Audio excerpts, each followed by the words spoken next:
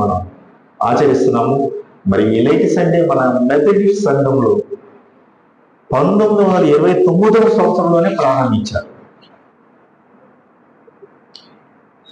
ఏంటంటే ఈ సంఘ పరిచయం ఎట్లా ఉంటుందంటే మొత్తం బాధ్యత అంతా కూడా సంఘ కాపులను పెట్టేసి అన్ని బాధ్యతలు, ఈవెన్ ప్రార్థన కూడా, మనకి ఏదైనా అవసరం ఉంటే, మన కుటుంబ అవసరాలు ఏమైనా ఉంటే, మనకు బాగా అలవాటైనటువంటి విషయం ఏంటంటే, అయ్యగారు మా కొరకు ప్రార్థన చేయండి, మా పిల్లల కొరకు ప్రార్థన చేయండి, మా కుటుంబం కొరకు ప్రార్థన చేయండి. మరి మీరేం చేస్తారు? మనమేం చేస్తాం? అసలు నీ కుటుంబము కొరకు నీకంటే బాధ్యతగా శ్రద్ధగా ప్రార్థించి దేవుని అడిగి చేసేవాడు నీకంటే ఎక్కువ ఎవరు ఉండరు. ఇప్పుడు మనందరికి ఒక మాట తెలుసు, హన్నాకి ఒక ప్రాబ్లం వచ్చింది. ఆమె ఏలి ప్రవక్త మీద పెట్టింది.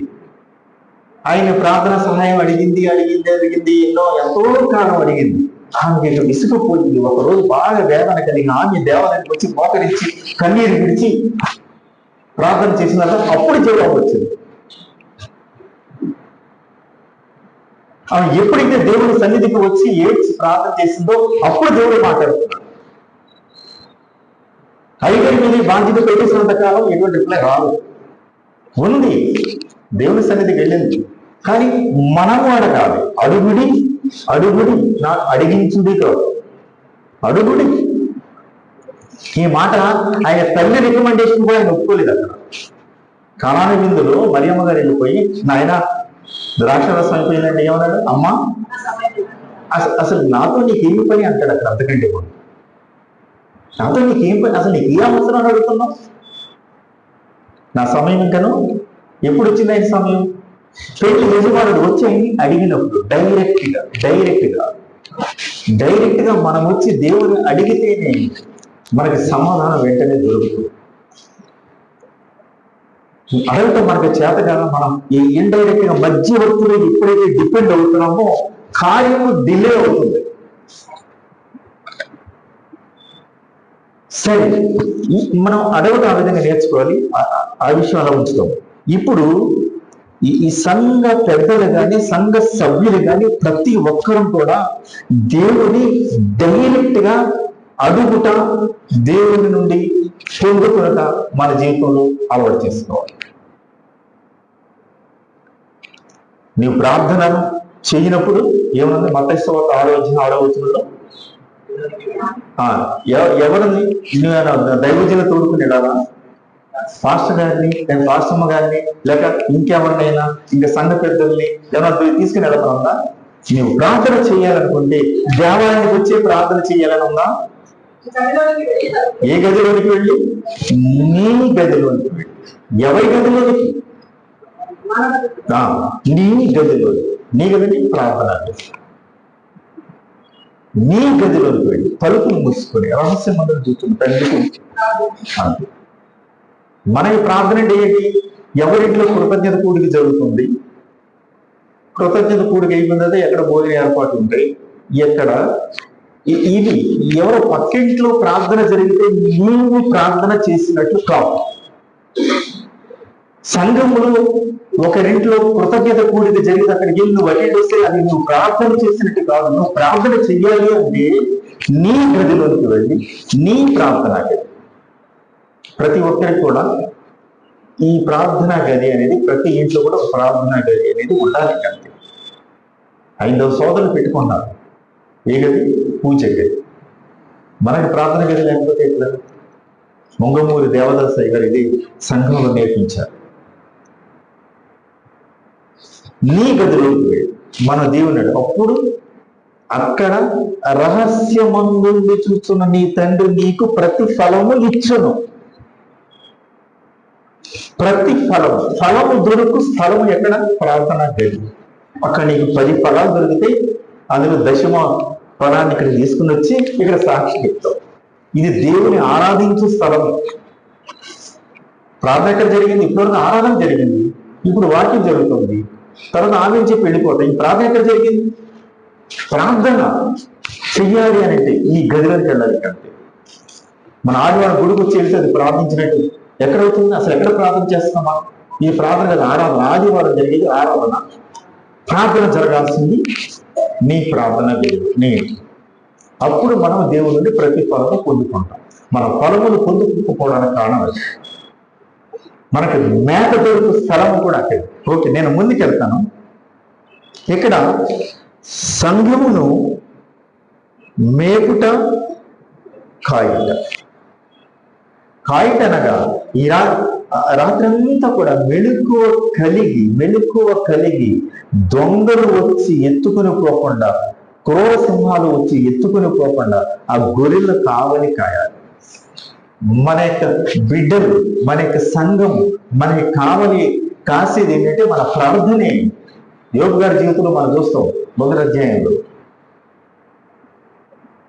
అతనికి కలిగిన సమస్తము చుట్టూ నీవు కంచె వేసితివి కదా. కంచె ఎందుకు వేసాడైనా? ఆయన చేసిన ప్రార్థనలు అటువంటి.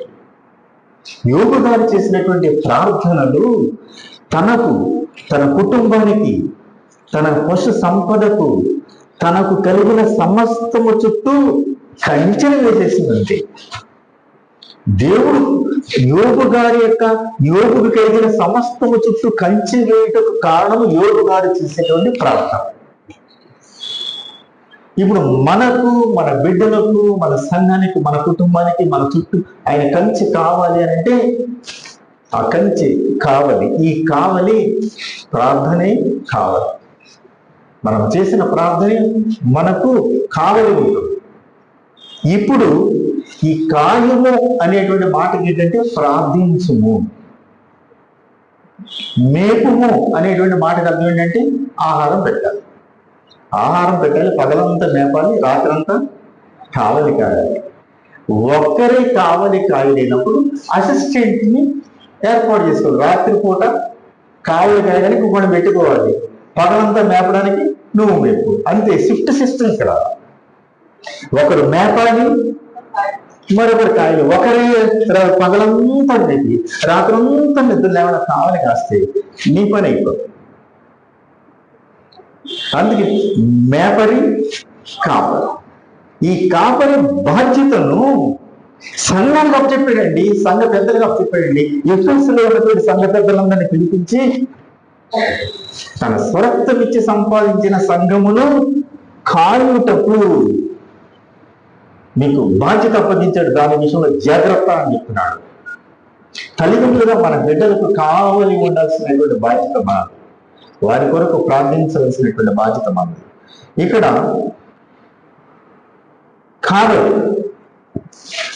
కావలి గురించి మనం తెలుసుకుంటున్నాం. మేతన గురించి 2 మాటలు కూడా తెలుసుకోవాలి. ఇక్కడ మేతన గురించి తెలుసుకున్నప్పుడు మనందరికీ బాగా పరిచయం అయినటువంటి మాట ఏంటంటే దావీదు కీర్తన 23వ అధ్యాయము 2వ వచనం. ఇప్పుడు పచ్చిగల చోట్ల ఆయనను పరుండ చేయించున్నాడు. సంఘము ఇప్పుడు ఈ స్థితికి వచ్చేసిందండి. ఇప్పుడు మనమందరము కూడా పచ్చిగల చోట్లకు వచ్చేసాం. ఒకప్పుడు ఎక్కడ ఉన్నాం? మేతలు 3 రకాలు ఉన్నాయి: ఎండుగడ్డి, పచ్చగడ్డి, పద్మములు.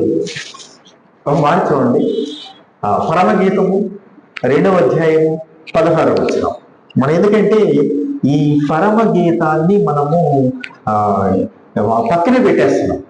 ప్రకటన గ్రంథాన్ని, పరమగీతాన్ని మనం పక్కన పెట్టేస్తున్నాం సంఘములు. ఇప్పుడు మనము చక్కగా పచ్చిక బయలుకు వచ్చిన తర్వాత ఈ ఇంతే చాలు ఈ జీవితానికి, పచ్చిగల చోట్లను నన్ను తీసుకుని వచ్చాడు అని చెప్పి గొర్రెపిల్ల ఈ పచ్చిక బాగా తిని, గొర్రెపిల్ల ఏం చేద్దండి, పచ్చిక కనబడగానే పచ్చిక బాగా తినలేక తిని ఆ పచ్చిక మీదే నిద్రపోతుంది, పండుకుంటుంది. పచ్చికల చోట్ల ఆయన నన్ను అంతేనా? చాలా జీవితానికి ఇంతే చాలా. ఒక పెద్ద ఆయన అన్నాడు, ఒకప్పుడు నా జీవితంలో ఒక సైకిల్ కూడా లేకుండా ఉన్నటువంటి పరిస్థితుల్లో, అంత దుస్థితిలో ఉన్నటువంటి దేవుడు నాకు సైకిల్ ఇచ్చాడు, ఆ తర్వాత బండి ఇచ్చాడు, ఆ తర్వాత కారు ఇచ్చాడు, మంచి ఉద్యోగం ఇచ్చాడు, మంచి ఇల్లు ఇచ్చాడు. పచ్చిక గల చోట్లోకి నడిపించాడు. పచ్చిక ఇప్పుడు బాగా నాకు తిండికి బట్టకు లోటు లేకుండా చేశాడు. ఈ జీవితానికి ఇంతే చాలు చాలు. అది ఆయన సాక్ష్యం. దేవుని సన్నిధి పోతే ఆయన చెప్పేటువంటి సాక్ష్యం. ఈ జీవితానికి ఇంతే చాలు అంటే ఇది బాగోలేదు. ఆఖరి మాట బాగోలేదు. అసలు మన ధ్యేయం ఏంటి? మన ధ్యేయం ఏంటి? మన టార్గెట్ ఏంటి? పరలోకాన్ని సంపాదించుకోవాలి, దేవుని యొక్క రాజ్యాన్ని స్వతంత్రించుకోవాలి, దేవుని యొక్క రాజ్యాన్ని సంపాదించుకోవాలి. ఈ రాజ్యములు ఈ లోకములో తిండికి బట్టకు లోటు లేకుండా చేస్తే ఇది గొప్ప కాదు. ఇది అన్యులకు కూడా ఉంది. మరి అన్యులకు మనకు తేడా ఏంటి? వాళ్ళు మనకంటే ఎక్కువ తిండికి బట్టకు ఇంటికి లోటు లేకుండా ఎంతో హ్యాపీగా బ్రతుకుతున్నారు. వాళ్ళకి మనకి తేడా ఏంటి? వాళ్ళ ఈ లోకంలో ఉన్నంత వరకే తిండికి బట్టకు ఇంటికి ఒంటికి లోటు లేకుండా హ్యాపీగా ఉన్నారు. ఈ లోకాన్ని విడిచిన తర్వాత ఏమో వాళ్ళకి ఒక నిరీక్షణ లేదు, ఒక గ్యారెంటీ లేదు, పరలోకము అనేటువంటి తలంపు లేదా స్పృహ లేకుండా ఈ లోకంలో తినుమో త్రాగుమో చూపించు. మరి మనం అట్లా కాదు కదా. ఈ లోకంలో తిన్నా తినకపోయినా సుఖమైన లేకున్నా కష్టమైన దుఃఖమైన ఆశలు తిండికి బట్టకు ఒంటికి దేనికి లేకపోయినా ఆ దేవుని స్థుతించుకుంటూ తిరుగుతాం. ఎందుకు? ఈ లోకాన్ని విడిచిన తర్వాత అక్కడ ఆకలి లేదు, దప్పిక లేదు, తిండితో పని లేదు, వస్త్రముతో పని లేదు. మన ఎడబోయే పరలోక రాజ్యంలో ఏమండి మనం తినే పని ఉందా? లేదండి. ఇక్కడున్న మహిళలకి గొప్ప శుభవార్త ఏంటంటే మన ఎడబోయే పరలోక రాజ్యంలో మీకు వంట చేసే పని లేదు. వంట చేసే పని లేకపోతే ఎంత పని దొరుకుతుంది? మరి అటువంటి పరలోకానికి వెళ్ళడానికి ఎందుకు దుఃఖం? ఎవరైనా పరలోకానికి వెళ్తే ఈ శరీరాన్ని విడిచిపెట్టి పరలోకానికి వెళ్తే ఎందుకు దుఃఖపడాలి? అక్కడ వంట చేసే పని లేదు, వస్త్రాలతో పని లేదు, ఒకే ఒక మహిమ వస్త్రం ఉంటుంది.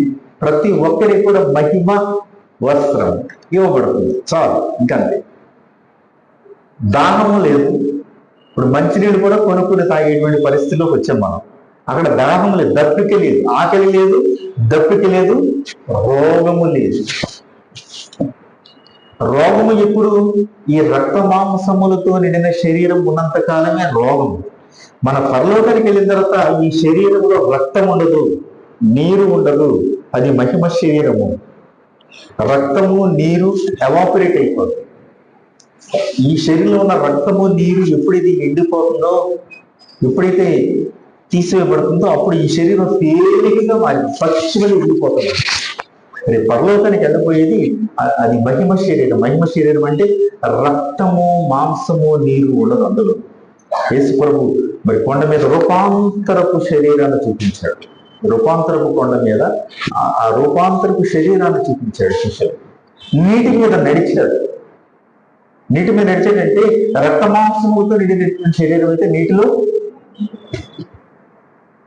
తన శరీరాన్ని కొంతసేపు ఆ మహిమ శరీరముగా మార్చి ఆయన చూపించాడు. ఇంతమంది శిష్యులందరూ చూస్తున్నారు కానీ పేతురు ఒక్కరికే కోరిక కలిగింది, బ్రహ్మాండమైన కోరిక కలిగింది. నువ్వేంటి బాబు, నువ్వు దేవుని కుమారుడు, కళ్ళలోంచి దిగి వచ్చావు, నువ్వు నీటిగా నడుస్తావు, గాలిలో నడుస్తావు, నాకేంటి? నన్ను నడిపించు, నేను నడవాలి. అది కోరిక అంటే అది.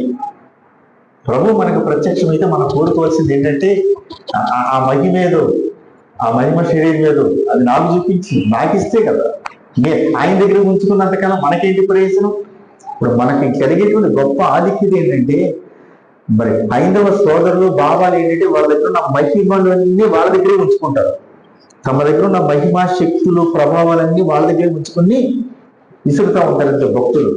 కానీ మన ప్రభు ఇచ్చేది ఏంటంటే తనకున్నటువంటి మహిమను మనకి ఇవ్వడానికి వచ్చాడు. అంతేనా? చూడండి, ఎఫెసీకి రాసిన పత్రిక 5వ అధ్యాయం 26-27 వచనాలు ఏమని చూడండి. ఇప్పుడు చాలా ప్రాముఖ్యమైనటువంటిది. మనం దేవుని దగ్గరికి ఎందుకు రావాలి, ఏమి అడగాలి?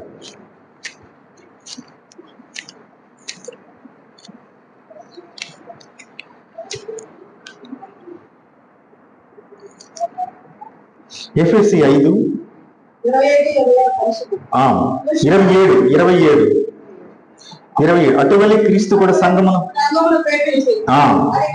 కళంకమైనను మడత అయినను పరిశుద్ధమైనది గాను నిర్దోషమైనది గాను మహిమ గల సంఘముగా సంఘానికి ఏమి ఇవ్వాలని ఆయన కోరిక? మనమే అడుగుతాం. తిండి లేనంత కాలము తిండి ఎక్కువైన తర్వాత స్వస్థత, ఆ తర్వాత అన్న వస్త్రములు, కూడు గూడు గుడ్డ, ఈ మూడే కదా మనం అడిగేది. ఇల్లు పచ్చిగల చోట్ల బాగా పచ్చిగా కావాలి, ఇదే కదా మనం అడిగేది. దేవుడు ఏమి ఇవ్వాలనుకుంటున్నాడు? ఆయన ఇవ్వాలనుకున్న ఏంటంటే కళముఖము గాని, ముడత గాని, మచ్చ గాని, డాగు గాని ఏమీ లేకుండా పరిశుద్ధమైనటువంటి పరిశుద్ధత ఇవ్వాలని కోరుకుంటున్నాడు. నిర్దోషమైనది గాను మహిమగల సంఘముగా తన ఎదుట నిలువబెట్టుకొనవలని. ఇప్పుడు సంఘాన్ని మహిమ గలదానిగా, మహిమ ఎవరి దగ్గర ఉంటుంది? దేవుని దగ్గర ఉంటుంది. ఇప్పుడు దేవుని దగ్గర ఉన్న మహిమను ఎవరికి ఇస్తానంటాడు? సంఘానికి ఇస్తానంటాడు. సామాన్యమైన విషయం అండి ఇది. ఏ బాబాలైనా దేవుడిగా చెప్పుకుని ఎవరైనా సరే తమ దగ్గర ఉన్నటువంటి ఆ మహిమ శక్తి ప్రభావాన్ని మీకు ఇస్తాను రండి భక్తుడారని ఎవరైనా పిలిచారా? ఇదిగో ఏసై ఏం చెప్తున్నారంటే నా దగ్గర ఉన్నటువంటి మహిమ గల సంఘముగా, ఈ సంఘము మహిమ గల సంఘముగా మార్చబడాలి అని అంటే ఏం చేయాలంట? వాక్యం అనే ఉదక స్నానము, వాక్యముతో ఉదక స్నానము చేత దాన్ని పవిత్రపరచు అన్నాడు. సంఘాన్ని పరిశుద్ధపరచాలంటే, మన బట్టలను శుభ్రం చేయాలంటే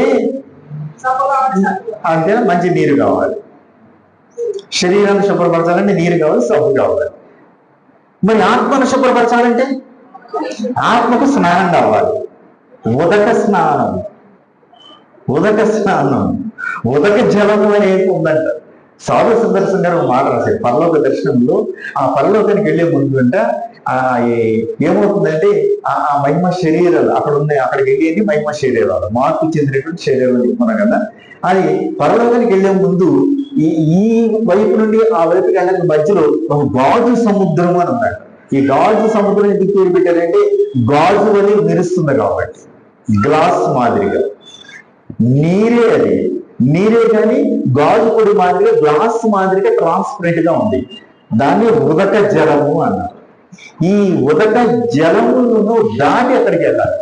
ఈ ఉదక జలములో స్నానం చేసినప్పుడు ఈ భూమి మీద ఎన్ని సంవత్సరాలు ఈ శరీరం ఎంతగా ప్రయాసపడి అలసిపోతుందో, అలసట మొత్తం తీరిపోతుంది ఈ ఉదక జలంలో స్నానం చేసినాం. ఈ ఉదక జలంలో స్నానం చేసి చేసి చేసి అందులో అయిన తర్వాత శుభ్రపడిన తర్వాత ఈ శరీరంలో ఉన్న అలసటంతా భారమంతా తీరిపోయి అప్పుడు ఈ శరీరము ఆ మహిమ శరీరం వల్ల పైకి లేచిపోయి ఆ గాలి సముద్రం మీద నడిచి పడిపోతుందంట. అసలు అనుభవం చూసినప్పుడు నాకు చాలా ఆశ్చర్యం కలిగింది.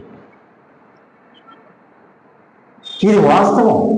అప్పుడు ఆ శరీరం ఎంత తేలికగా ఉంటుందో, ఎంత లైట్గా ఉంటుందో, అది దీన్ని నా శరీరం అనుభవించిన కాబట్టి చెప్పగలుగుతాం. పరలోకంలో ఈ శరీరము మన బరువులు కోల్పోతాం. ఎందుకంటే ఇప్పుడు రక్త మాంసములతో నీటితో నిండి ఉంది కాబట్టి ఇప్పుడు నేను 70-80 కేజీలు ఉన్నానంటే రేపు ఈ బరువు ఉండదు నాకు పరలోకానికి వెళ్ళిన తర్వాత. ఎందుకంటే ఈ రక్తము, నీరు, వెయిట్, మాంసం ఇదంతా ఇక్కడే పోతుంది. అది ట్రాన్స్పరెంట్. అక్కడికి వెళ్ళిన మహిమ శరీరం. ఈ బరువును కోల్పోతాం. బరువు కోల్పోయినప్పుడు అలా నీటి మీద నడిచిపోతాం అంతే. ఒక మనిషిని పేతురును అక్కడ నీటి మీద నడిపించాడు అని అంటే అది చిన్న విషయం కాదు. ఒక రక్త మాంసములతో నిండినటువంటి శరీరం నీటి మీద నడవాలి అని అంటే ఆ రక్త మాంసంలో నిండిన శరీరము మహిమశరీరముగా మార్చబడాలి. మహిమశరీరంగా మార్చబడితే నీటి మీద నడవగలదు. ఇప్పుడు దేవుడు తనకున్నటువంటి మహిమను మనిషికి ఇస్తున్నాడా లేదా అనేది ఇస్తాను అనే దానికి సాదృశ్యం.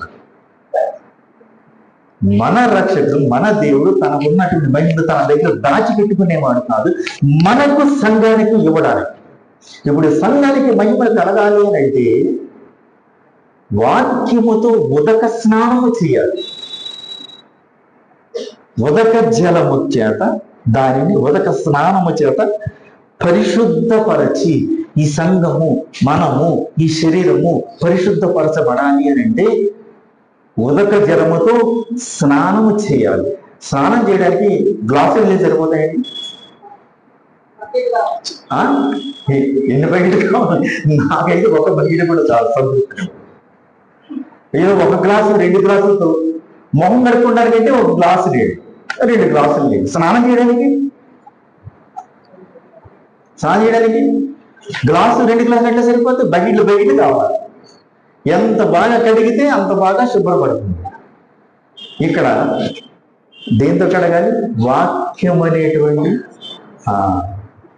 ఎంత వాక్యముతో కడిగితే, ఎంత వాక్యముతో నింపితే అంతగా శుద్ధి అవుతుంది ఈ శరీరం. ఈ శరీరం, నీ ఆత్మ ఎంత శుద్ధి కావాలని కోరుకుంటావు, ఎంత పరిశుభ్రంగా ఉండాలని కోరుకుంటావు. గ్లాసు నీళ్ళతో కడితే గ్లాసు నీళ్ళతో కడిగినట్టు ఉంటారు. ఒకటి చేతులు కడగలదు, మొహం కడగలదు. శరీరం అంతా కడగాలంటే గ్లాసు చాలు. విస్తారమైనటువంటి నీరు కావాలి, విస్తారమైనటువంటి వాక్యము కావాలి. ఏంటంటే మనం ఈ రోజుల్లో ఈ వాక్యం అనేటువంటి స్నానానికి, వాక్యం అనే ఉదక జలముతో చేయబడే స్నానానికి టైంకు ఇవ్వలేకపోతున్నాం. ఎక్కడ శుద్ధి అవుతుంది? ఎక్కడ నిలుతుంది? ఈ ఆత్మ, ఈ శరీరము వాక్యం అనే ఉదక స్నానము చేత పరిశుద్ధపరచబడుతుంది. ఈ శరీరము, ఈ సంఘము, మనం అది పరిశుద్ధమైనటువంటి లోకంకి వెళ్ళాలంటే మనం పరిశుద్ధపరచబడాలి. ఈ వ్యక్తిగతంగా జరిగేటువంటి పరిశుద్ధత. ఈ లోకంలో ఉన్నంతకాలం ఈ ఈ తిండి ఉంటే ఏంటి, బట్ట లేకపోతే ఏంటి, రోగం ఉంటే ఏంటి, లాజరుకు ఆరోగ్యం ఉందా? లేదు. కానీ చనిపోయిన తర్వాత అబ్రహాముడు మనం అనుకుని ఉన్నాడు, అక్కడ రోగం ఉందా? ఆ రోగం ఉంటే అబ్రహాము కౌగిలించిన రోగును చక్కగా ఒళ్ళో కూర్చోబెట్టుకుంటాడా? ధనవంతుడు పరిపూర్ణమైన ఆరోగ్యంతో ఉన్నాడు, కానీ అక్కడ అగ్నిలో ఉన్నాడు. ఇక్కడ లోకమంతుగా సంపాదించుకున్న ప్రాణమును, ఆత్మను పోగొట్టుకున్నా. ఇక లోకంలో అన్నీ ఉన్నాయి, ఆరోగ్యం ఉంది, తిండి ఉంది, బట్ట ఉంది, అన్నీ ఉన్నాయి, కానీ పరలోకానికి కావాల్సింది లేదు. ఏం ఫ్రెండ్స్? ఓకే, మనం ముందుకెళ్ళి నేను 3 మాటలు చెప్తున్నాను. నేను ఇది చాలా ముఖ్యం. ఈ మాట నేను ఎందుకు చెప్తున్నానంటే, ఈ సంఘానికి కావాల్సింది ఏంటంటే ఇప్పుడు మహిమను పొందుకోవాలి. ఫిలిప్పీలకు రాసిన పత్రిక 3వ అధ్యాయము ఆఖరి వచనం ఏముంది? 21వ వచనం, పేజ్ నెంబర్ 180. సమస్తమును జాలిన శక్తిని బట్టి ఆయన మన దీన శరీరమును తన మహిమగల శరీరమునకు సమరూపముగా దానిగా, ఈ దీన శరీరమును తన మహిమ శరీరమునకు సమరూపముగా దానిగా మార్చాడు. అది ఆయన టార్గెట్.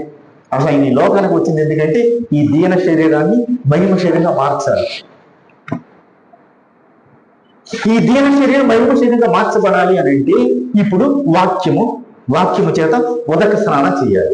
ఇప్పుడు వాక్యం అనే ఉదక స్నానం చేయడానికి 3 రకాల స్నానాలు ఉన్నాయి, 3 రకాల మేతలు ఉన్నాయి.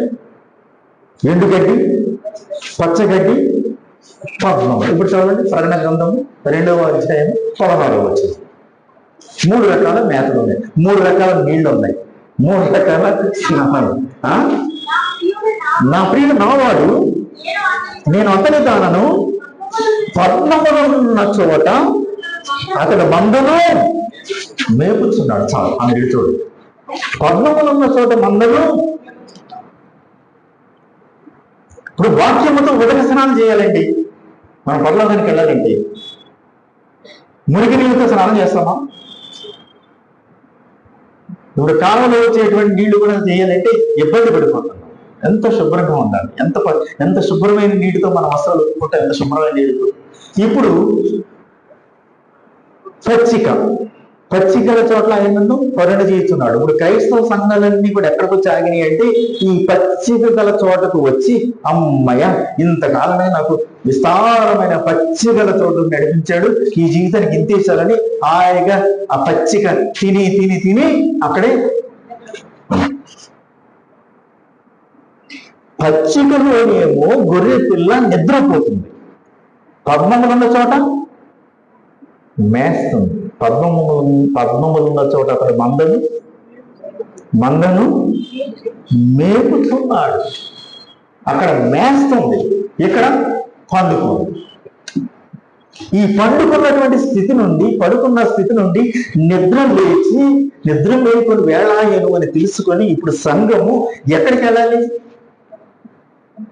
పద్మములు ఉన్న చోటు. పద్మములు ఎక్కడ దొరుకుతాయి? లోతైన జనములు ఉన్న చోట. పచ్చగడ్డి ఎక్కడ దొరుకుతుంది? నేల మీద పచ్చగడ్డిని తినేటప్పుడు గడ్డితో పాటు గడ్డిని తీసుకొని గడ్డితో పాటు బురద, మట్టి అన్ని లోకము సగము, పరలోకం సగము, భూలోకం సగము అన్ని కలిసినట్టు గడ్డితో పాటు అన్ని రొమ్మిడి తినేస్తాయి. పద్మములు ఉన్న చోటు. పద్మము తనకు బురదను అంటనిస్తుందా? తామర పుష్పాన్ని చూడండి, ఒక నీటి బిందువును, ఒక బురద నీటి బిందువును తన మీద ఉంచుకోదు. అది పద్మము యొక్క లక్షణం. అంటే ఇహలోక మాలిన్యము తనకు అంటకుండా ఒక ప్రత్యేకమైనటువంటి జీవితం కలిగి ఉన్నది. దాని పుట్టుక బురదలోనే,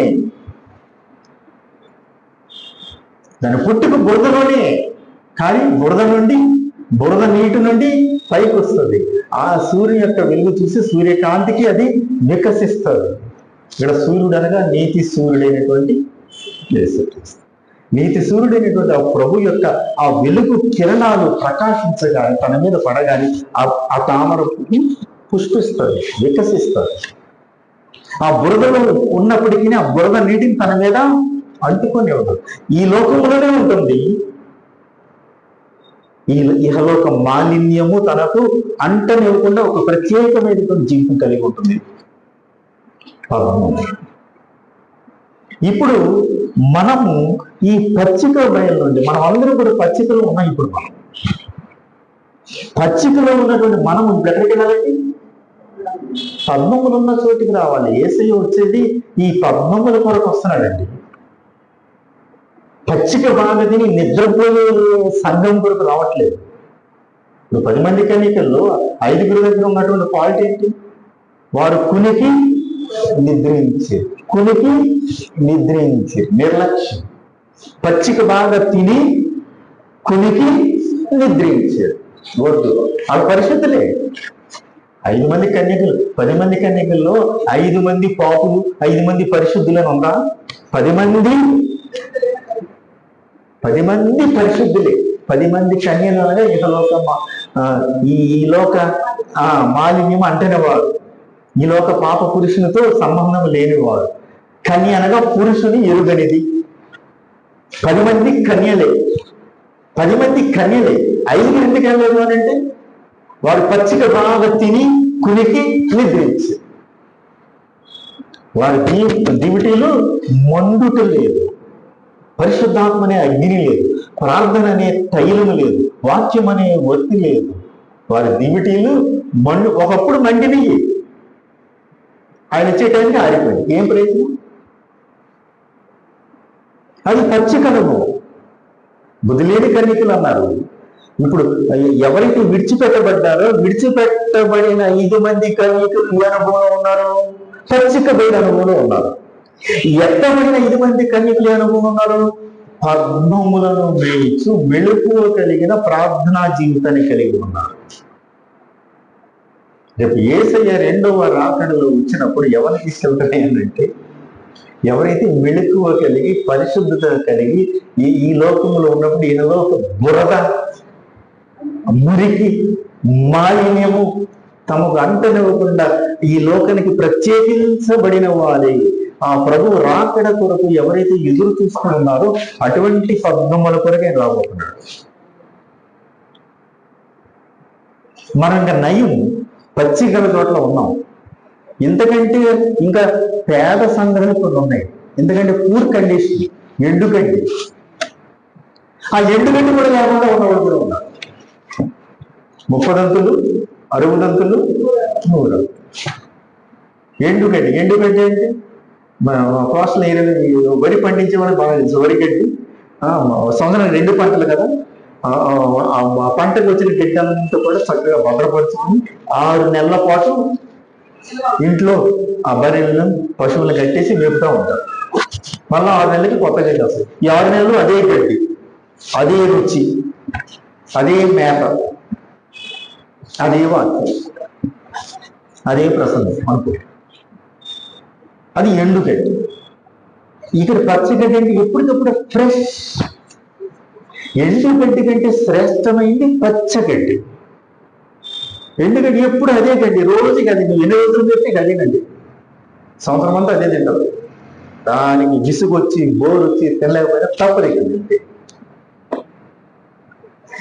దానికంటే శ్రేష్టమైన, ఎండుగడ్డి కంటే శ్రేష్టమైనది పచ్చిక. పచ్చిక కంటే శ్రేష్టమైనది పాసు. అది 300 పంట. అది మహిమగల సంఘము యొక్క లక్షణం. అది ఈ మహిమగల సంఘముగా మార్చుటకు తను తాను అప్పగించుకునేను. తన రక్తముతో కడిగి వాక్యమనే ఉదక స్నానము చేయించి మార్చుకున్నాడు. ఇప్పుడు మనం చేయాల్సిన బాధ్యత, మన యొక్క బాధ్యత ఏంటంటే ఈ ఉదక స్నానము చేయబడాలి, వాక్యము చేత ఉదక స్నానం చేయబడాలి, శ్రేష్టమైనటువంటి ఆహారాన్ని భుజించాలి. ఆ శ్రేష్టమైనటువంటి లోకంలో ప్రవేశించడానికి ఈ శరీరాన్ని మహిమ శరీరంగా మార్చుకొని సిద్ధపరచుకోవాలి. నాకు సమయం ఎక్కువైపోతుంది, నేను త్వరగా ముందు చేస్తాను. ఇప్పుడు నేను కొన్ని సంగతులు చూపిస్తాను. ఒక మాట, సంఘాల్లో కొన్ని రకాలు ఉన్నాయి. ఇప్పుడు సంఘాల్లో కూడా ఏమంటాడంటే వాక్యము బట్టి, ఆ కాలమును బట్టి చూచితే మీరు బోధకులై ఉండాలి. హెబ్రీయులకు రాసిన పత్రిక 5వ అధ్యాయం 12వ వచనం. హెబ్రీయులకు రాసిన పత్రిక 5వ అధ్యాయం 12వ వచనం. ఒక మాట చూడండి. కాలమును బట్టి చూచితే మీరు, కాలమును బట్టి చూచితే మీరు బోధకులుగా ఉండవలసిన వారై ఉండగా దేవోక్తులలో మొదటి మూల పాఠములను మరియు ఒకరు వచ్చి మీకు బోధింపవలసి వచ్చిన. ఎంత దౌర్భాగ్యం అండి. హెబ్రీ సంఘానికి రాస్తూ పౌలు గారు అన్నాడు, హెబ్రీ సంఘము ఏ స్థితిలో ఉంది. ఇక్కడ మీకు కొన్ని సంఘాలు చూపిస్తాను. హెబ్రీ సంఘం ఏ స్థితిలో ఉందయ్యా అంటే, కాలమును బట్టి చూస్తే 30 సంవత్సరాల అనుభవం ఉంది నీకు, 40 సంవత్సరాల అనుభవం ఉంది, 50 సంవత్సరాల నుంచి నువ్వు మందిరానికి వస్తున్నావు, వెళుతున్నావు, ఎన్నో పండుగలు చూసావు, ఎన్నో కార్యక్రమాలు చూసావు, ఎంతో చూసావు. ఇంత కాలాన్ని బట్టి ఇప్పుడు యేసయ్య రాకడకు దగ్గరలో ఉన్నాం మనం. ఈ రాకడ కాలమును బట్టి చూసావు, ఈ పరిస్థితిని బట్టి చూస్తే, నీకున్న అనుభవాన్ని బట్టి చూస్తే నువ్వు ఎట్లా ఉండాలి? బోధకులుగా ఉండాలి. మీరు ఇప్పటికి విని విని విని విని విని మీరే బోధకులుగా తయారైపోవాలి. బోధకులుగా ఉండాల్సిన మీరు ఏం చేస్తున్నారండి? హెబ్రీ సంఘంలో ఒకడు వచ్చి ఇంకను మొదటి మూల పాఠములను బోధింపవలసి వచ్చాను. మూల పాఠములు అనగా విశ్వాసము, మారు మనసు, విశ్వాసము, రక్షణ, బాప్తిస్మము, సంస్కారము, ఇవే కదా మూల పాఠాలు. ఎప్పటికి ఇక్కడే ఉంటామా? ఎప్పటికి ఇక్కడేనా? అని మీరు బోధకులుగా మారిపోయి ఉండాలండి ఇప్పటికి. అది పౌలు గారు మొత్తుకున్నాడు. అందుకంటే అక్కడ మీరు పాలు తాగవలసిన వాడే కానీ బలమైన ఆహారం తినాలి అని అంటే ఈ స్టేజ్ దాటి రావాలి. మూల పాఠములు నేర్చుకున్నా. ఇంకా నేను పాపని కుక్కవలే తిరిగి పండుగ గురించి ఎంతగానో అయిపోయింది. ఆ స్టేజ్ అయిపోయింది. ఆ స్టేజ్ దాటి వచ్చేసాం మనం. ఇప్పుడు ఏ స్టేజ్కి రావాలి? పెళ్లి కుమార్తె స్టేజ్కి రావాలి. 2వ రాకడలో ప్రభువు పెళ్లి కుమారుడుగా దిగిరాబోతున్నాడు. పెళ్లి కుమారుడు ఎవరి కోసం వస్తాడు? పెళ్లి కూతురు కోసం వస్తాడు. పేరెంటల్ కోసం రాడు. అది పెళ్లి కూతురు కావాలి, పెళ్లి కుమార్తె కావాలి, పెళ్లి కుమార్తె సంఘము కాదు, పద్మములు వేస్తున్నటువంటి శ్రేష్టమైనటువంటి ఆహారం తీసుకుని లోతైనటువంటి అనుభవం కలిగినటువంటి పద్మములు నేల మీద ఉండవు కదా, గట్టి నేల మీద ఉండదు. పద్మములు నీటి లోతైనటువంటి అనుభవం, లోతైన జలములే. అది లోతుకి నడిపించడం అంటే, లోతైన అనుభవం అంటే అది. లోతైన జలముల్లో పుట్టి పెరిగి పైకి వచ్చింది పద్మం. ఇప్పుడు మనం ఈ స్టేజ్కి రావాలి. ఈ స్టేజ్కి రావాలంటే ప్రతి ఒక్కరికే బాధ్యత అండి. ఈ బాధ్యత తీసుకెళ్ళి ఒక్క సేవకాన్ని పడేసేసి మన అయ్యేది చెప్పేసి కదా, ఆవిడ గుడికి వెళ్ళింది కదా, ఇంట్లో శుభ్రంగా నిద్రపోతే లాభం లేదు. ఎవరు సిద్ధపోతే వాడిది, వాని క్రియలను బట్టి వానికి ఇచ్చిన జీతం. మన పని మనది, ఎవరి పని వాడే చేసుకోవాలండి. నీ నోరు శుభ్రంగా ఉండాలంటే నీ నోరు నువ్వే వచ్చి నువ్వే కడుక్కోవాలి. నీ నోరు నువ్వే శుభ్రం చేసుకోవాలి. ఎవరు వచ్చి శుభ్రం చేసేది కాదు. మనం చేయాల్సిన పని మనకు చాలా ఉంది. ఓకే, ఇప్పుడు చాలా ఫాస్ట్కి వెళ్ళిపోదు. హెబ్రీ సంఘం ఎట్లా ఉందంటే ఇంకా పాలు తాగడానికి ఇష్టపడుతున్నారంట. 30 సంవత్సరాల అనుభవం వచ్చినా ఇంకా పాలపేకంతో ఉన్నారు. బలమైన ఆహారం ఎప్పుడు పుచ్చుకుంటారు? రాజాకి ఇప్పుడు సిద్ధపడతారు. ఇక్కడ చూడండి, అపోస్తల కార్యాలు 17:21 ఏథెన్స్‌లో ఒక సంఘం ఉందంట.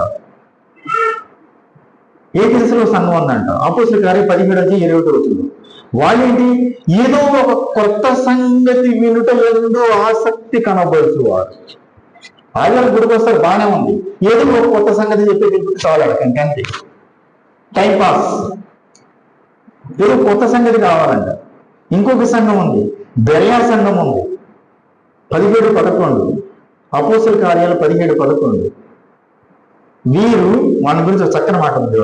ఇది చదవండి ఎవరైనా.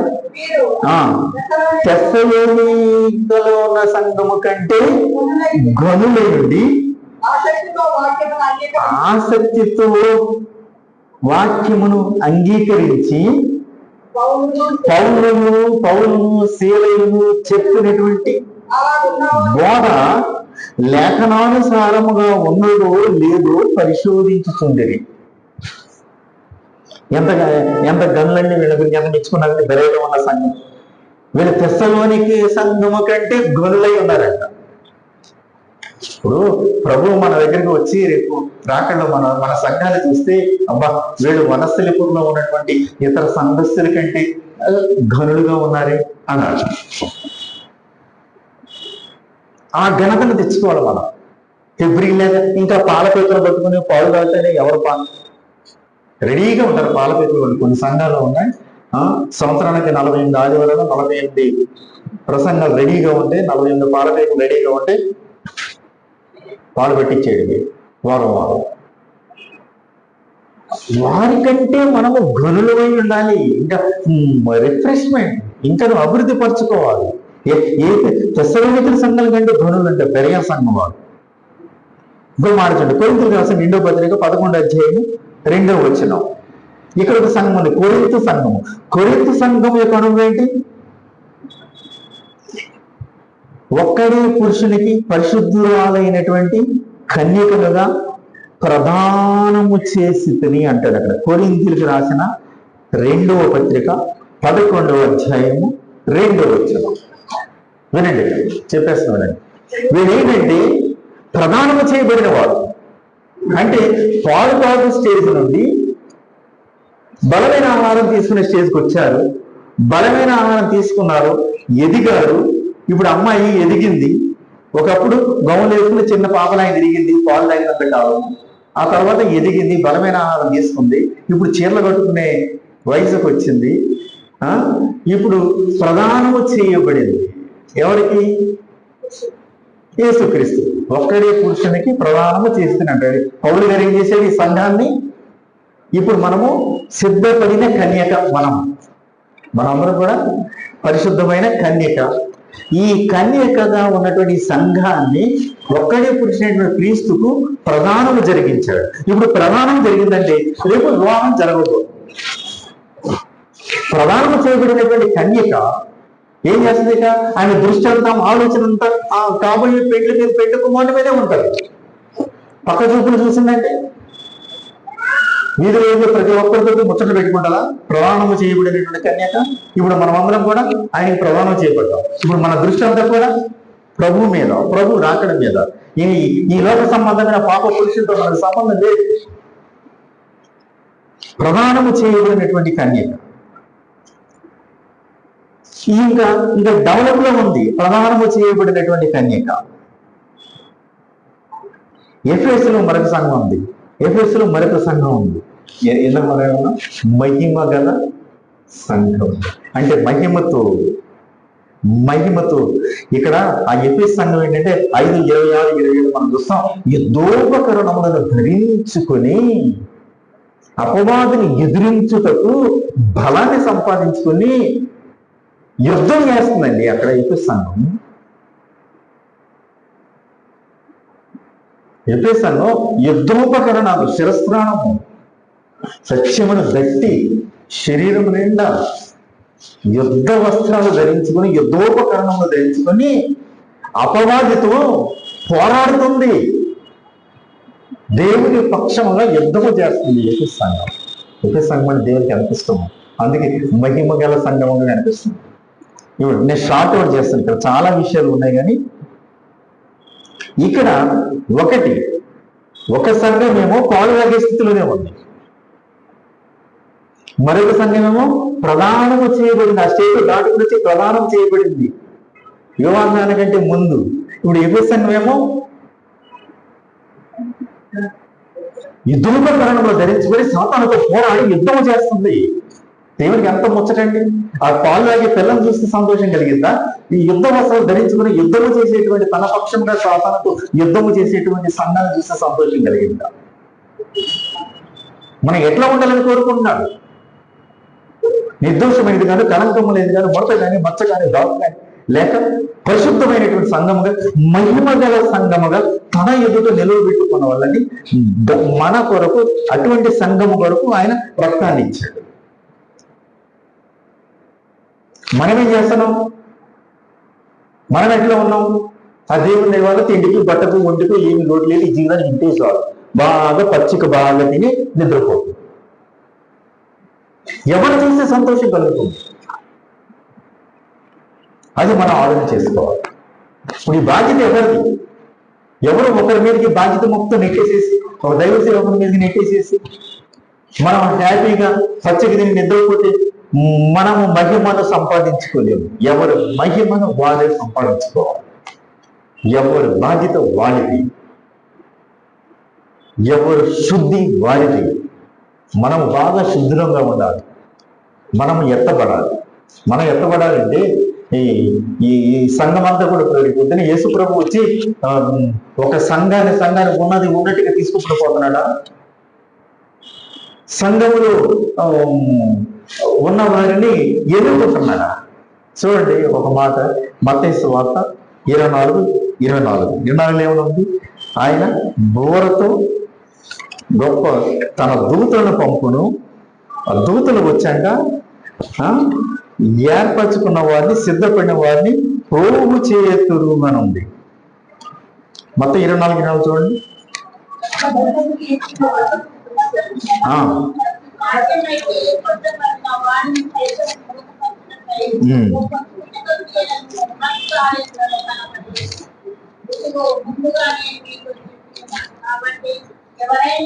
ముప్పై ఒకటి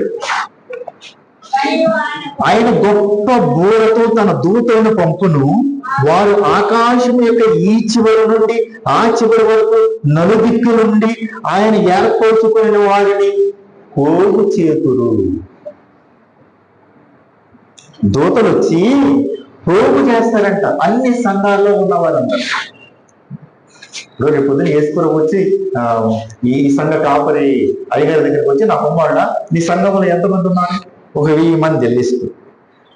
ఎంతమంది? 1000 మంది. ఆ 1000 మంది ఎంతమంది కూడా పరలోకానికి పోవడానికి అందరూ చక్కగా రెగ్యులర్ గా ప్రతి ఆదివారం ఆరాధనకు వస్తారు, అన్ని కార్యక్రమాల్లో పాల్గొంటారు, అన్ని విషయాలు చక్కగా సంతృప్తికరంగా చేస్తున్నారు. ఇదిగో మా సంఘంలో ఎంతమంది ఉన్నారు, ఇంతమందిని పరలోకానికి తీసుకెళ్ళి ప్రభు రికమెండ్ చేస్తారు. ఆయన లోటు లేదు. మొత్తం సంఘంలో ఉన్న పేర్లన్నీ కూడా ఆయన రికమెండ్ చేస్తారు. వీళ్ళందరూ కూడా యోగ్యమైన ప్రవర్తన కలిగిన వారు, రెగ్యులర్ గా గుడికి వస్తున్నారు, రెగ్యులర్ గా ప్రభు సంస్కారం అన్ని ఆచారాలు క్రమాలు పాటిస్తున్నారు, అంత చక్కని మారిన సంఘం ఆయన రికమెండ్ చేస్తారు. కానీ ప్రభు టిక్కి పెట్టేది ఎంతమందికి, తీసుకెళ్ళేది ఎంతమందికి? ఓన్లీ 50%. 10 మందిలో 5, 2 1. 50%. 10 మంది కన్యల్లో 5 అంటే 50%. 20 తిరిగలి విసురుతుంది, 20 ఒకే మధ్యలో పరుండి ఉండేది. ఏమండి, సంఘంలో రేపొద్దున్నే 2వ రాకడలో ఎత్తబడేది 50% మాత్రమేనండి. నీ పక్క వాళ్ళు వెళ్ళిపోయి నువ్వు వెళ్ళకపోతే ఎంత బాధ కలిగింది రేపొద్దున్నే. దాన్ని ఆలోచించుకోవాలి మనం. ఆయన చూస్తాడు, నిన్ను త్రాసులో తూచగా కొంచెముగా కనపడితివి.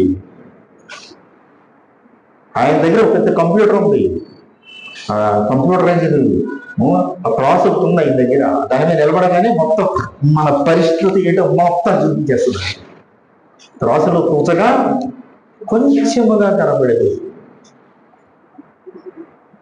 ఇప్పుడు మనము రేపు 2వ రాకడలో మనం జరగాల్సింది ఏంటంటే, మనము ఈ స్థితి నుండి, పాలు తాగే స్థితిలో నుండి బలమైన ఆహారం తీసుకునే స్థితిలో రావాలి. బలమైన ఆహారం నుంచి సెలెక్ట్ అయిన ఆమె ప్రధానం చేయబడతాం. ఎంతమంది కన్యలలో ప్రధానం చేయబడిన కన్య సెలక్షన్ జరిగింది. అక్కడ సెలక్షన్ అయిన తర్వాత ఇప్పుడు మహిమ కొరకు సిద్ధపడాలి. ఇప్పుడు ఒక మాట నేను చూపిస్తాను, చాలా విషయాలు ఉన్నాయి కానీ ఇప్పుడు మనం సమయం తక్కువ ముగించేస్తాను. ఇప్పుడు మనమందరము కొరింథీయులకు రాసిన మొదటి పత్రిక 15వ అధ్యాయము 52వ వచనం ఒక మాట చూడండి. చాలా షార్ట్ అవుట్ చేస్తున్నాను. కొరింథీయులకు రాసిన పత్రిక మొదటి పత్రిక 15వ అధ్యాయము 52వ వచనం. నీకు ఒక మర్మము తెలుపుచున్నాను, రెప్పపాటున కనుగూరు మోగగానే మనమందరము మార్పు పొందుదుము. చాలండి, ఈ ఒక్క మాట చెప్తాను, దీన్ని ఎక్కువ వివరించిన సమయం లేదు. మనమందరము మార్పు పొందు. ఎవరైతే మార్పు, అక్కడ ఆకాశంలో మధ్యాకాశంలో బోర మ్రోగును మనము మార్పు బోర మ్రోగినప్పుడు సిద్ధపడిన కన్యక మార్పు చెందుతుంది. సిద్ధపడని వాళ్ళు మార్పు చెందలేదు. ఎత్తబడే వాళ్ళు మాత్రమే మార్పు చెందుతుడు. ఏమిటా మార్పు? ఇంతకుముందు మనం చెప్పుకున్నాం కదా, మహిమ శరీరం, రక్తమాంసములతో నిండినటువంటి ఈ శరీరము మహిమ శరీరముగా మార్చబడుతుంది. రెప్పపాటున క్షణములు బ్రతికున్నటువంటి మనము, నిలిచి ఉన్నటువంటి సంఘము, సిద్ధపడిన సంఘమేమో మార్పు చెందుతుంది. మనకంటే ముందు చనిపోయిన వాళ్ళేమో వాళ్ళ శరీరములు అక్షయులుగా లేపబడతారు. వారు మనము కలిసి మేఘముల మీదకు కొనుక్కోబడదు. యేసయ్య 2వ రాకడలో భూమి మీదకి రావట్లేదు, మధ్యాకాశంలోకి వస్తున్నాడు. మొదటి రాకడలో బాలుడుగా భూమి మీదకి వచ్చాడు. 2వ రాకడలో పెళ్లి కుమారుడుగా మధ్యాకాశంలోకి వస్తున్నాడు. మధ్యాకాశంలోనికి మనమే ఎగిరి వెళ్ళాలి. మనం ఎగిరి వెళ్ళాలంటే ఈ రక్తమాంసంతో నిండిన ఈ శరీరము మార్పు చెందాలి, మహిమ శరీరముగా మార్చబడాలి. అప్పుడు మహిమ శరీరంగా మార్చబడి కొరకే ఇప్పుడు ఈ సిద్ధపాటుని వాక్యమనే ఉదక స్నానం, ప్రార్థననే తైలము, ఏకాంత ప్రార్థన, ప్రభుత్వ సంస్కారాలు ఇవన్నీ ఎందుకు తీసుకున్నాం అంటే అప్పుడు 2వ రాకడలో మార్పు చెందుట కొరకు. అప్పుడు మార్పు చెందకపోతే కలిగే నష్టమైన తెలుసా? సిద్ధపడినటువంటి ఇందులో 50% సిద్ధపడిన వాళ్ళు వెళ్ళిపోతారు. సిద్ధపడిన వాళ్ళు ఇక్కడ విడిచిపెట్టబడతారు. ఇక్కడ విడిచిపెట్టబడిన వారికి 7 ఏళ్ళు మహాశ్రమలు ఉన్నాయి. 7 సంవత్సరాలు మహాశ్రమలు ఉన్నాయి. ఎందుకు ఈ శ్రమలు అంటే, సంఘము ఎత్తబడినప్పుడు సంఘముతో పాటు పరిశుద్ధాత్మ కూడా ఎత్తబడుతుంది. ఇప్పుడు పరిశుద్ధాత్ముడు మన మధ్య పనిచేస్తున్నాడు. 2 లేక 3 నామంలో కూడి ఉన్నప్పుడు వారి మధ్యకు నేను తప్పక ఇప్పుడు మీకు నాకు మధ్య ఎవరున్నారు? పరిశుద్ధాత్ముడు ఉన్నాడు. పరిశుద్ధాత్మ క్రియ జరిగిస్తున్నాడు. నేను మాట్లాడుతున్నా, మీరు వింటున్నారు. ఆత్మలో కొంత మార్పు కార్యము జరుగుతుంది. ఈ కార్యం వల్ల మార్చబడుతున్నాం. ఇది పరిశుద్ధాత్ముడు జరిగించేటువంటి కార్యం. ఇప్పుడు రేపు రెండవ రాకడలో సంఘము ఎత్తబడినప్పుడు సంఘముతో పాటు పరిశుద్ధాత్మ కూడా వెళ్ళిపోతే ఇంకా ఇక్కడ ఆదరణకర్త లేడు. క్రీస్తు విరోధి అంత్యక్రీస్తు పాలన మొదలవుతుంది. 7 సంవత్సరాల సంఘానికి మహాశ్రమలు ఉన్నాయి. అన్ని శ్రమలు ఉన్నప్పుడు సంఘం బాగానే సిద్ధపడుతుంది. ఎందుకు తెలుసా? ఎందుకని? సంఘం ఎత్తబడట వారు చూసి నమ్ముతారు కాదు. అందుకే చూసి నమ్మిన వారికంటే మనం ధన్యులు. చూడక నమ్మితే మనం ఆ రాకడలో మార్పు చెందిన వారు వెళ్ళిపోతాం, లేదా విడిచిపెట్టబడతాం. అప్పుడు 7 ఏళ్ల శ్రమకాలంలో ఆ శ్రమలు తట్టుకోలేక ఎంత మరణకరమైనటువంటి అపాయం వచ్చినప్పుడు కూడా నిలబడతారు. ఎందుకంటే తెలుసా? యేసు ప్రభు వస్తానన్నాడు, వచ్చాడు, సిద్ధమైన సంఘాన్ని తీసుకెళ్ళు. భూజిల్లందరూ చూసి రొమ్ము కొట్టుకోండు. అయ్యో ఇంతకాలం మొత్తుకుంటుంటే దైవ సేవకులు మనం వినకపోతుంది, సిద్ధపడకపోతుంది. ఎక్కడి చేయనా సరే చావైనా మరణమైనా హింస అయినా ఆయన వరకు సాక్షిగా నిలబడాలని అప్పుడు నిలబడదు. ఈ 7 ఏళ్ల శ్రమల కాలంలో మిగిలిన సంఘము ఇంకాను అవిశ్వాసులు అనేక మంది సిద్ధపడతారు. ఇప్పుడు సిద్ధపడిన వాడు ఆ శ్రమల నుంచి తప్పించుకుంటారు. ఇప్పుడు మన టార్గెట్ ఏంటంటే రేపు రాకడలో 7 ఏళ్ల శ్రమల కాలంలో తప్పించబడాలి, రాకడలో ఎత్తబడాలి. రాకడలో ఎత్తబడాలి అని అంటే మనము మధ్యాకాశంలోకి ఎగరాలి. మధ్యాకాశంలో ఇప్పుడు నేను చెప్తున్నా ఒక మాట. ఇప్పుడు మనం బస్ స్టాండ్కి వెళ్ళాలంటే బస్ ఎక్కుతాం, ఢిల్లీ వెళ్ళాలంటే ట్రైన్ ఎక్కుతాం, అమెరికా వెళ్ళాలంటే ఫ్లైట్ ఎక్కుతాం, చంద్రమండలం మీదకి వెళ్ళాలంటే రాకెట్ ఎక్కుతాం, పరలోకం వెళ్ళాలంటే రాకెట్ ఎక్కితే పరలోకం వెళ్తామా? చంద్రమండలం మీదకి వెళ్తామేమో. నీవు పక్షిరాజు వలె రెక్కలు ధరించుకుని ఆకాశం అంతా ఎదుకరి నక్షత్రములో నీవు నివాసం ఏర్పరచుకున్నాను, అక్కడ నుండి నేను నేల మీదకి పడగలుగుతాను అంటాడు ఉపద్య గ్రంథం 2వ అధ్యాయంలో. నువ్వు ర్యాకెట్ వేసుకుని చంద్రమండలంకి వెళ్ళినా మనకి తోలేస్తాడు అక్కడి నుంచి. ఎందుకంటే నరులకు నివాస యోగ్యమైనది భూగోళము మాత్రమే. ఇప్పుడు మనం పర్వతం వెళ్ళాలంటే ర్యాకెట్ ఎక్కితే వెళ్దాం. ఏం ఎక్కితే వెళ్దాం? మేఘం ఎక్కాలి. ఏ మేఘం అది? మహిమ మేఘం. ఆ మేఘం ఎక్కడికి వస్తుంది? మధ్యాకాశంలోకి వస్తుంది. అంటే ఇప్పుడు అమెరికా వెళ్ళేవాడు విమానం ఎక్కాలి. విమానం ఎక్కాలంటే విమానం నీ ఇంటికి వస్తుందా? ఎయిర్పోర్ట్కి నువ్వు వెళ్ళాలి. ఎయిర్పోర్ట్ నీ దగ్గరికి రావు, మనమే ఎయిర్పోర్ట్ దగ్గరికి వెళ్ళాలి. అలాగే పరలోకం వెళ్ళాలంటే మహిమ మేఘం ఎక్కాలి. మహిమ మేఘం ఎక్కాలంటే మేఘం నీ ఇంటి మీదకి రాదు, మధ్యాకాశంలోకి వస్తుంది. మేఘాలు ఎక్కడ ఉంటాయి? ఆకాశంలో ఉంటాయి. ఆయన మధ్యాకాశంలో పెళ్లి కుమారుడు తన దూతలు పంపిస్తాడు, ఏర్పరచుకున్న వాళ్ళందరూ పోగు చేస్తాడు. ఆ పోగు చేసినప్పుడు మనం అందులో ఉండాలి, ఆ సెలక్షన్ లో ఉండాలి. అది గొప్ప సంగతి. అప్పుడు ఈ మార్పు చెందుట, అప్పుడు ఎత్తబడుట కొరకి ఇప్పుడు సిద్ధపాటు. ఈ సిద్ధపాటులన్నీ దేనికంటే అప్పుడు ఎత్తబట్టుకోడు, అప్పుడు మార్పు చెందుకోడు. మంచిది. మరి నేను ముగింపులోకి వచ్చేసిన 1-2 నిమిషాలు దేవుడు తన స్వార్థం సంపాదించుకున్నటువంటి ఈ సంఘానికి కొంతమందిని అధ్యక్షులుగా పెట్టాడు, పెద్దలుగా ఉంచాడు. ఇప్పుడు మన బాధ్యత ఏంటి? ఈ అధ్యక్ష బాధ్యత ఏంటి? కాపరి బాధ్యత ఏంటి? మేత పెట్టాలి. మేపరి బాధ్యత, కాపరి బాధ్యత 2 దైవ సేవనుకోండి. మనకేంటి?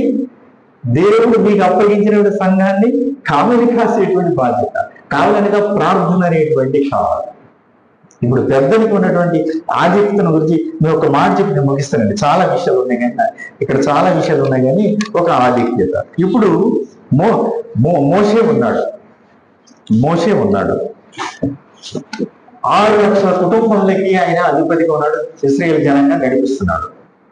రోజంతా వ్యాజ్యములతో కూర్చుంటే లాభం లేదురా బాబాయ్. మామగారు ఇతరు గారు ఒక సలహా ఇచ్చాడు, ఇలా కాదు సంఘంలో కొంతమంది పెద్దలు నియమించాడు. ఇప్పుడు ఆయన 70 మంది పెద్దల్ని పెట్టుకున్నాడంటే ఈ 70 మంది పెద్దలు సంఖ్యాకాండం 11వ అధ్యాయము 16వ వచనం. ఇక్కడ మోషే మీదికి వచ్చిన ఆత్మ ఆ 70 మంది పెద్దల మీదకి కూడా వచ్చిందండి. చిత్రం ఏంటంటే, మన ఏ దైవజనుని క్రింద అయితే మనం ఉంటామో ఆ దైవజనుని మీద ఉన్న ఆశీర్వాదము మనకు కూడా వస్తుంది. మోషే మీదికి వచ్చిన ఆశీర్వాదం, మోషే మీదికి వచ్చిన ఆత్మ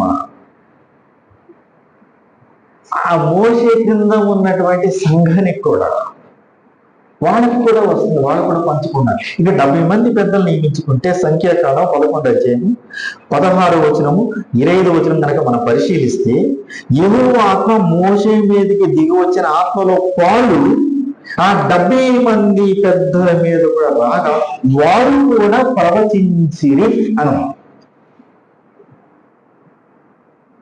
ఆ పెద్దలు కూడా ప్రవచించారంట. ఇంకొక మాట చూడండి, ఒక ప్రాముఖ్యమైనటువంటి మాట. సంఖ్యాకాండం 11వ అధ్యాయము 25-26 వచనం చదవండి, నేను ముగిస్తాను. 25-26 వచనాలు.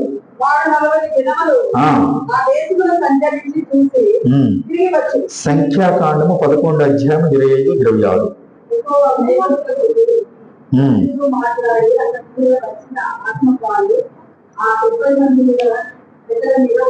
ఆ 70 మంది పెద్దల మీదకు వచ్చెను, వారు ప్రవచించారు. అయితే అందులో 70 మందిలో ఇద్దరు పాడెములో ఉన్నారంట, పొలంలో ఉన్నారంట. ఆ పొలంలో ఉన్న ఇద్దరు కూడా ప్రవచించిరి. 28వ వచనం చూసినట్లయితే, యెహోషువ మోషే దగ్గరికి వెళ్ళి, ఇద్దరు పొలంలో ఉండి ప్రవచిస్తున్నారు, అది రాంగ్ ప్రాసెస్, అది వాళ్ళ పొలంలో ఉండి ప్రవచించడం ఏంటి, వాళ్ళని గద్దించు, వాళ్ళని నిషేధించమని అడిగాడంట. ఎవరు? యెహోషువ వెళ్ళి మోషేను. అప్పుడు మోషే ఏమన్నాడు తెలుసా? 29వ వచనం చదవండి. 29వ వచనం 11:29. అందుకు మోషే యెహోవా ప్రజలందరూ ప్రవక్తలగునట్లు. ఎంత గొప్ప మాట అండి, ఎంత గొప్ప మాట.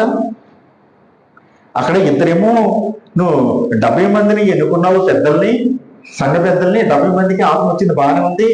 వీళ్ళందరూ గుడిలో ఉన్నారు, దేవుని సన్నిధిలో ఉన్నారు, ప్రవచిస్తున్నారు, బాగానే ఉంది. ఇద్దరు పొలంలో ఉన్నారు. పొలంలో ఉండి ప్రవచించడం ఏంటి? వాళ్ళు ఆపు, వాళ్ళు నిలిపేయమని యెహోషువ అడిగితే మోషే ఏమన్నాడండి?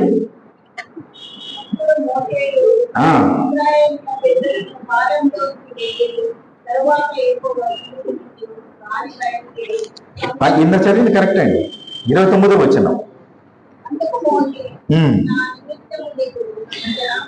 రోషం వచ్చిన యెహోవా ప్రజలందరూ, 29వ వచనంలో, యెహోవా ప్రజలందరూ ప్రవక్తలగునట్లు యెహోవా తన ఆత్మను వారి మీద ఉంచునుగాక అని ఆహ్వానించాడు. అబ్బా, మోషేది ఎంత గొప్ప మనసు అండి.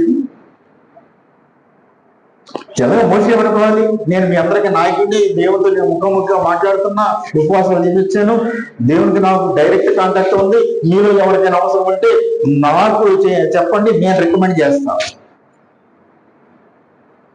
ఇదే కదా ప్రాసెస్. మీలో ఎవరికైనా కష్టాలు ఉంటే నాకు చెప్పుకోండి, నేను దేవుడికి చెప్తాను, అప్పుడు మీకు ఆశీర్వాదాలు వస్తాయి. కానీ ఇక్కడ ఏమన్నాడు తెలుసా? మోషే గారికి ఎంత పెద్ద మనసు అండి, ఎంత గొప్ప మాట అన్నాడంటే, యెహోవా ప్రజలందరూ ప్రవక్తలగునట్లు యెహోవా తన ఆత్మను వారి మీద ఉంచునుగాక. 70 మంది కాదండి, యెహోవా ప్రజలందరూ ప్రవక్తలుగా మారిపోవాలి, పరిశుద్ధులుగా మారిపోవాలి. అందరూ మేఘంలో ఎత్తబడాలి, అందరూ రాకలో ఎత్తబడాలి. అది నా కోరిక. దైవజన్ యొక్క కోరిక ఏంటంటే, యెహోవా ప్రజలందరూ, సంఘములో ఉన్న ప్రజలందరూ, నాట్ ఓన్లీ 50%, 10 మందిలో 5 మంది కాదు, మొత్తం 10 మంది. ఈ సంఘంలో ఎంతమంది అంటే అంతమంది రేపు రాకలో ఎత్తబడాలి. 5 మంది కానీ విడిచిపెట్టబడినట్టు సగం మంది విడిచిపెట్టబడితే నాకు సంతోషం లేదు. అందరూ ఎత్తబడాలి. యెహోవా ప్రజలందరూ ప్రవక్తలుగా మారిపోవాలి, అందరూ పరిశుద్ధులుగా మారిపోవాలి, అందరూ మహిమశీలుగా మారిపోవాలి, అందరూ మేఘంలోనికి ఎత్తబడాలి. అది మోషే గారి కోరిక. ఈరోజు మన కోరిక ఏంటి? సన్న పెద్దలుగా మన కోరిక ఏంటి? విశ్వాసులుగా మన కోరిక ఏంటి? తల్లిదండ్రులుగా మన కోరిక ఏంటి? ప్రతి ఒక్కరూ కోరుకోవలసిన కోరిక ఇదే. దేవుని సంఘములో ఉన్న ప్రతి ఒక్కరు, దేవుని ప్రజలైన వారు ప్రతి ఒక్కరు పరిశుద్ధులుగా మారిపోవాలి, ప్రవక్తలుగా మారిపోవాలి, బోధకులుగా మారిపోవాలి. కాలమును బట్టి చూస్తే మీరు బోధకులుగా ఉండవలసిన వారు ఇంకా పాల్గొడుతూ ఉన్నారు. దౌర్భాగ్యులని చెప్తున్నారు. ఎంత బాధ అటువంటి. ఇంకా మనం ఎంతగానో పాల్గొడుతూ ఉంటాం. బలమైన ఆమెను ఎప్పుడు పుచ్చుకుంటాం, ఎప్పుడు ప్రదానం చేయబడతాం, ఎప్పుడు పెళ్లి కుమార్తెగా సిద్ధపడతాం, ఎప్పుడు ఎత్తబడతాం. ఇది కదా ఇంకా మనం పాలుగాగే పసిపిల్లగా ఎలాగానో ఉంటానే కాదు, ఎత్తబడే సంఘంలో ఉంటాను మనకు కావాల్సిన సిద్ధపడ్డాలి. దీని వరకు సంఘం ఉన్న ప్రతి ఒక్కరు దైవ సేవకుడు ఒక్కడి మీద పెట్టేసిస్తే దైవ సేవకుడు ఏం చేస్తాడండి? క్రమాన్ని నేర్పించగలరు అంతే. ప్రార్థనలు ఎలా చేయాలో నేర్పిస్తారు, క్రమములు ఎట్లా పాటించాలో నేర్పిస్తారు. తర్వాత అవసరాన్ని బట్టి మన బలహీనల కొరకు ప్రార్థన సహాయం కొరకు ప్రార్థన చేస్తారు. కానీ మనకి కరెక్ట్ ప్రతిఫలం రావాలి అంటే అన్నవాడే దేవుని సన్నిధికి వచ్చి మోకరించి కన్నీరు విడిచి అడగాలి, వెంటనే ఆన్సర్ వచ్చేసేస్తుంది.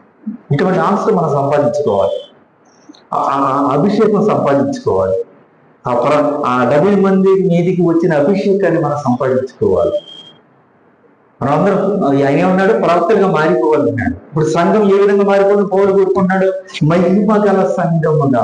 ఎఫెసీ పత్రిక 5వ అధ్యాయం 27 మహిమ గల సంఘముగా తన ఎదుట నిలబెట్టుకున్న వాళ్ళని సంఘం వరకు తన్ను తాను అప్పగించుకును.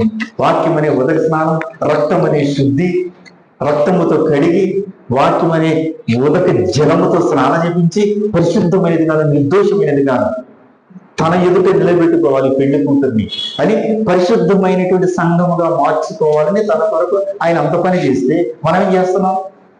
అపరిశుద్ధమైన సంఘం ఉన్నవాడు ఎవరైతే మాత్రం పాల్గొనే ఉంటాం. ఒక మాట చెప్పి నేను ముగిస్తాను. విచారకరమైన మాట ఏంటంటే పరమగీతము 8వ అధ్యాయము 8వ వచనం. ఈ ఒక్క మాట నేను ముగించేస్తున్నా. పరమగీతము 8వ అధ్యాయము 8వ వచనం ఏమనుంది? మాకు ఒక చిన్న చెల్లెలు కలదు,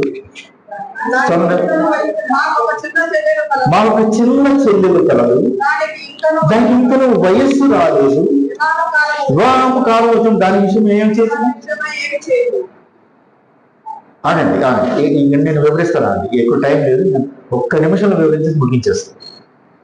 ఇక్కడ సంఘములు 2 భాగాలు ఉన్నాయి, అక్క చెల్లెలు, అన్న తమ్ముడు. ఇప్పుడు ఈ మన సంఘంలోనే 2 భాగాలు చేస్తాం. అక్కడ ఏమన్నా మా ఒక చిన్న చెల్లెలు, అందరూ నా వైపు చూడండి, ఒక్క మాట అర్థం చేసుకొని చాలు.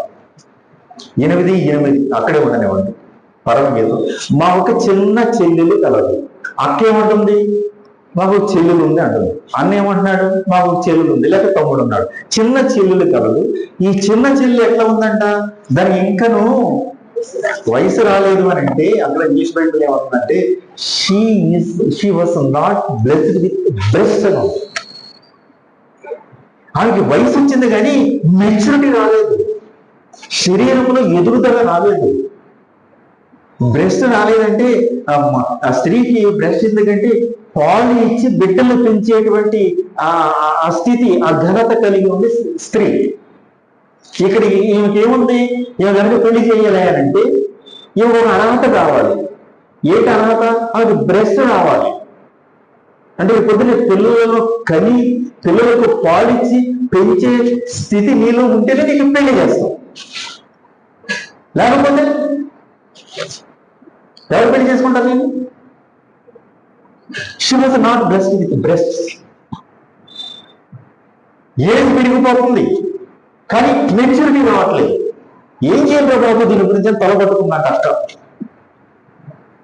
ఇప్పుడు సంఘములు ఈ 2 గ్రూపులు ఉంటాయి, సిద్ధపడిన వాళ్ళు, సిద్ధపడని వారు. సిద్ధపడిన కన్యకలు, సిద్ధపడని ఇప్పుడు ఈ సిద్ధపడని వారి కొరకు, ఈ చెల్లెల కొరకు అక్కకు బాధ ఉంది, అన్నకు బాధ ఉంది. ఏం చేయాలో బాగోదు. ఎంత వయసు వచ్చినా, 18 ఏళ్ళ వయసు వచ్చినా ఇంకా పాలకేకలు ఎక్కడ దొరుకుతాయా అని ఎదురు చూస్తుంది. ఇంకా పాలు తాగడమనే చూస్తుంది. ఇంకా బలమైన ఆహారం ఎప్పుడు తీసుకుంటుంది, ఎప్పుడు ప్రదానం చేయబడుతుంది, ఎప్పుడు వివాహం చేయబడుతుంది. ఇప్పుడు పెద్దవారికి ఉండాల్సిన బాధ ఏంటి, బాధ్యత ఏంటి? సంఘములు పెద్దలుగా ఉన్నవాడు, సిద్ధపడిన వాడు, వాళ్ళకి ఉండవలసిన బాధ్యత ఏంటంటే, ఉండవలసిన బాధ ఏంటి? మా చెల్లెలు ఎప్పుడు సిద్ధపడతారు? చెల్లెలు ఉండవలసినటువంటి బాధ ఏంటి? అక్క వలె, అన్న వలె, పెద్దల వలె మనం ఎప్పుడు సిద్ధపడతామా?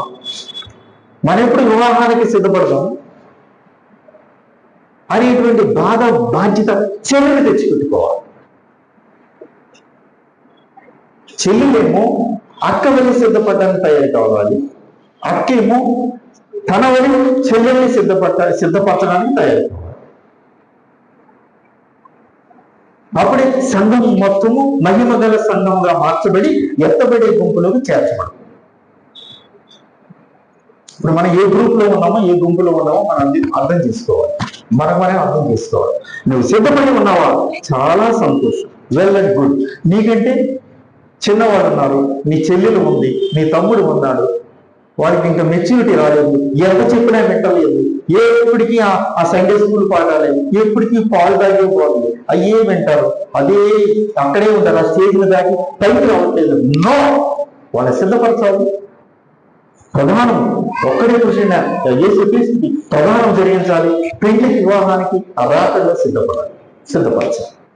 సిద్ధపరచవలసిన బాధ్యత నీకు, పెద్దలకు, సిద్ధపడే బాధ్యత చిన్నలకు. ఈ బాధ్యతలు మా సంఘంలో 2 వర్గాలు తీసుకున్నప్పుడు బాధ్యతలు ఎవరు సిద్ధపడటం వారే.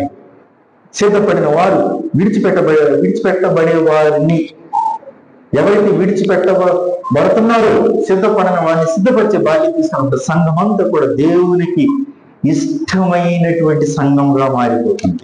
వీరు తెస్సలోనిక సంఘము కంటే గనులైన వారు అన్న విషయాలు బెరయ సంఘాన్ని అట్లా కనబడుతుంది.